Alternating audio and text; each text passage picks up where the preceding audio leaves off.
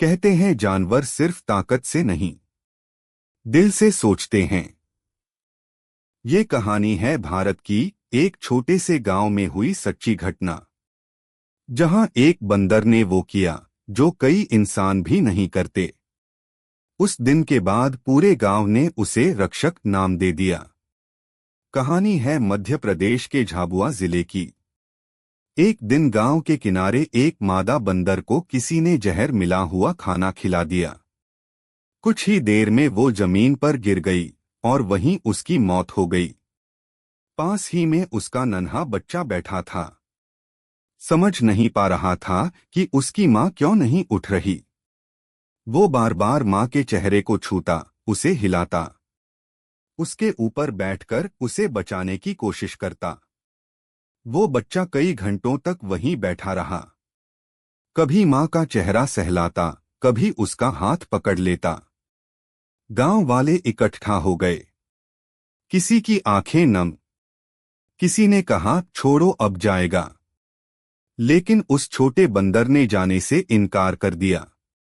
वो वहीं बैठा रहा, रात भर अपनी माँ के पास। अगली सुबह गांव वालों ने देखा, वो बच्चा अब भी वहीं था, भूखा प्यासा, लेकिन माँ को छोड़ नहीं रहा था। जब माँ की अंतिम क्रिया के लिए गांव के कुछ लोग आए, तो बंदर ने सबको पास आने से रोका। वो अपनी माँ के शरीर पर झुककर बैठ गया, जैसे कह रहा हो ये मेरी माँ है, मैं खुद विदा करूंगा। कुछ देर बाद उसने माँ का चेहरा धीरे से छुआ और फिर दूर झाड़ियों में जाकर चुपचाप बैठ गया। कुछ मिनट बाद वो भी वहीं शांत हो गया। गांव के लोगों ने पहली बार देखा था कि एक जानवर भी ऐसे मातम मना सकता है। सबकी आंखें भर आईं। किसी ने कहा इंसान तो भूल जाते हैं, पर इस छोटे ने सिखा दिया ममता की कोई जात नहीं होती।